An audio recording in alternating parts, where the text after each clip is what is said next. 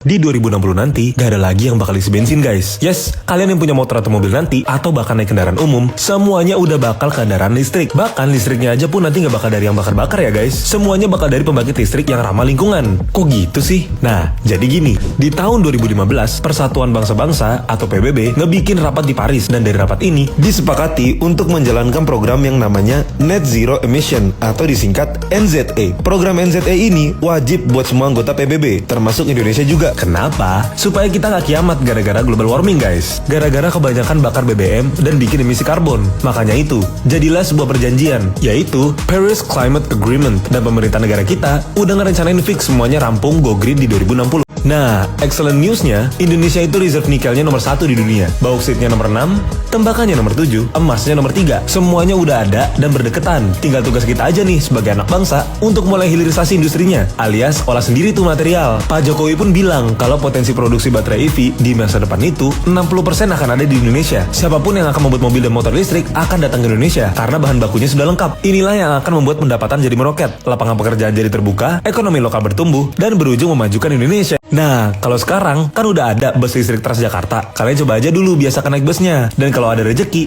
beli kendaraan listrik guys. Karena pajak kendaraan listrik di Jakarta dan Bali bakal dihapus. Ini merupakan kebijakan dari Pak Erlangga, Menko Perekonomian kita, supaya pasar kendaraan listrik perlahan-perlahan bangkit guys. Dan makin banyak orang yang pindah ke kendaraan listrik. Nah, gimana teman-teman? Yuklah kita bangun negara ini dengan bantu hilirisasi industri nikel. Atau mungkin biarkan saja perusahaan asing yang kerjain. Kasih pendapat kamu di kolom komentar.